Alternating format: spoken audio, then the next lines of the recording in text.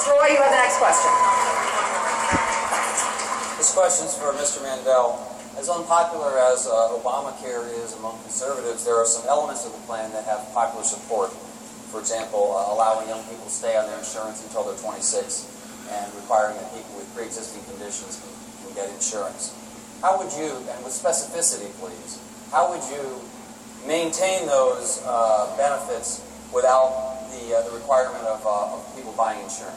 Mr. Mandel, you have a minute. Mr. Brown, you have 30 seconds. We have to make cuts in other parts of the government in order to pay to cover folks with pre-existing conditions. Of your question with young adults on their parents' insurance, if there's leaders in Washington who want to do that without Obamacare on the books, you got to make significant cuts. A lot of Republicans will say, "Don't touch defense, don't touch the military." Listen, if we're going to have a good faith conversation about strong health care, about a balanced budget, we need to actually make cuts in defense. I mentioned some of my ideas in respect to Europe. Another place I'd like to cut, I mentioned Pakistan, but I need to get a little more specific. A few weeks ago in Egypt, our embassy was overrun. In Libya, our ambassador was killed.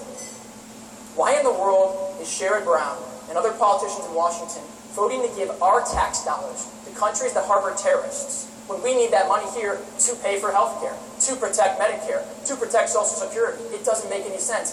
We need that money here. They're going to hate us without us paying them to do that. We don't need to pay them to hate us.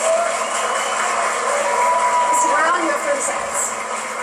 That was about as specific an answer on health care as he's given throughout the whole campaign to Ohio journalists. But the point, no, the whole point is this. There are 1.2 million senior citizens now in Ohio who have gotten checkups with no copay and no deductible. More than 200,000 seniors in Ohio have saved $600 on their drug costs through people who fell into the donut hole. Families who have diabetic children or asthmatic children don't lose their health insurance now because we built consumer protections in there for those families. That's what this law is about. That's why I'm proud I support it.